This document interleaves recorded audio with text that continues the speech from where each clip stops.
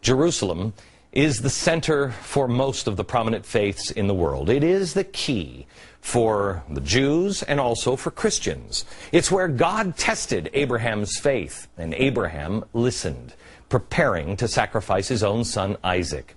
Jesus taught day after day in the temple there and performed miracles there. He was crucified outside of the city, and he rose again from the dead in that city. It's where Muslims also believe Muhammad ascended up to heaven with the angel Gabriel by his side. Now, there's more to Jerusalem. In Judaism, it's also believed to be the place where creation began and where Adam was formed out of the dust in the ground. Where did God gather the dust? God gathered the dust right here on the Temple Mount.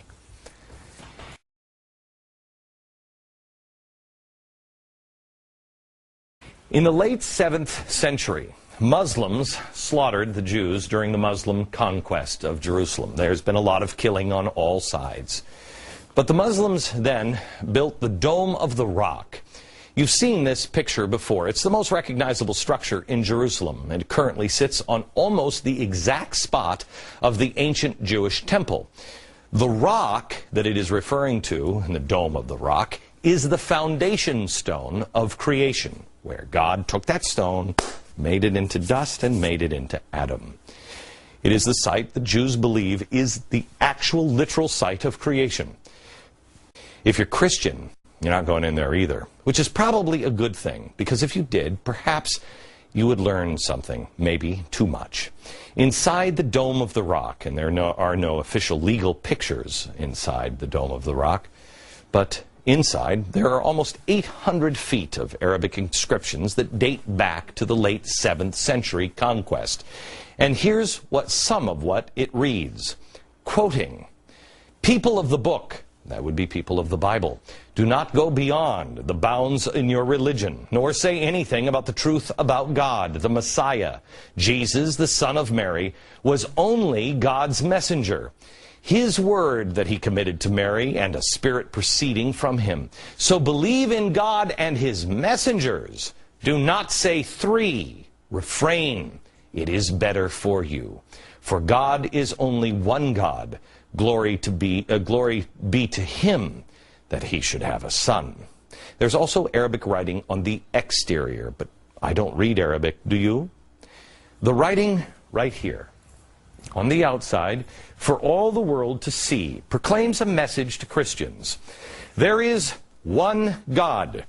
There is no God but God alone, without partner. That would be the Trinity. He is God, one God, the everlasting, who has not begotten and has not been begotten.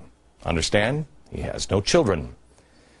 And he certainly doesn't have a partner or a son.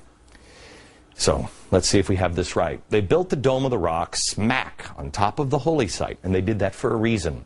To announce Islam. After they stamped out, they believed, Judaism, and next was Christianity, and declare it to the world. It targeted the Jews because of the holy location, and Christians with the overt transcriptions, but also holy Christian symbols with the intent of warning them. Now, I'm not at war with Islam, and I know I have friends who are Muslim, and they're not at war with me. But rest assured, many in Islam, in the Middle East, and all over the world, have been at war with Judaism and Christianity for centuries. Does that mean that Jews and Muslims and Christians can't live in peace side by side? No. No, because there are reasonable people who are not that different. In fact, there's a great test of it. It's called Jerusalem. It is already split in 4 ways. And the protector of all of our sacred sites is Israel. The argument will be made soon, before the year's end, and I believe in September, that the world will have to protect this, and Jerusalem has to go away from Israel. Well, let me show you what happened when the world protected ancient sites under the watchful eye of the UN. Do you remember before September 11th? The Taliban destroyed 2 giant Buddhas carved into the hillside almost 2,000 years ago. Islam in Afghanistan was doing their best to erase any trace of pre-Islamic history. They spent days demolishing them, attacking them with rockets and tank shells. The UN did nothing but watch. You can lie to yourself all you want if it helps you sleep at night, but it will not change the facts. Cordoba was named in Spain to mark the crushing of Christianity in Spain. The Blue Mosque in Istanbul, formerly Constantinople, Constantine, that started Christianity, was changed to make the statement that Christianity in Turkey is over. The Dome of the Rock was a symbol. Judaism is over, and Christians take note. Here in New York, the Cordoba Mosque is not a coincidence. But you would have to ignore history if you want to believe that. But that seems to be the advice of both our president here and the possible new president of Egypt. Quote, "The view that Hamas is a terrorist organization is a view that pertains to a minority of countries, not a majority. Being a terrorist is not a stigma forever. In other words, forget history." Well, gosh, it seems to me that there are a lot of people trying to make our history into us being an oppressor. Are we not supposed to learn from others' history? Even if you don't like Israel, you must stand with them. Why? Because I believe the greatest power we have towards freedom is faith, and a symbol of our faith is about to be lost. Radicals have already attacked the money symbol, the power symbol with the Pentagon, and the next, although not a literal target, is our symbols of faith, Jerusalem. And as for that glorious revolution in Egypt, you know, the one the president wants others to emulate, how's that working out for other members of other faiths? How about the Christians?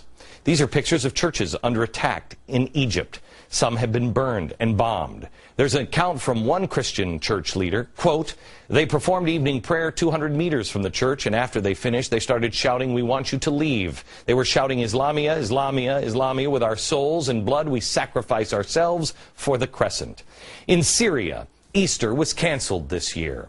Christians are now being threatened to either join in the protest or leave. America, the honest among us have to ask a few questions of ourselves and then demand answers from our ruling bodies.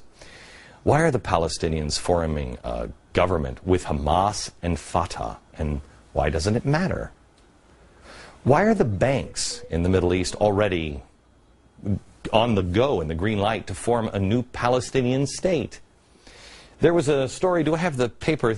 This is a paper I read on the airplane this morning. Here's a newspaper from Israel. Look at this headline.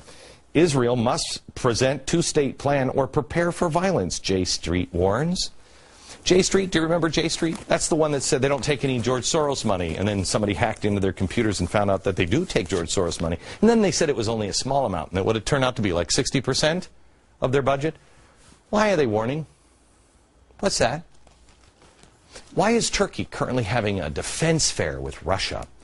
Why, when the world is saying no to nuclear power, it's too dangerous in Japan and Germany and America? Is the world cool with Iran continuing their plans and Russia helping them?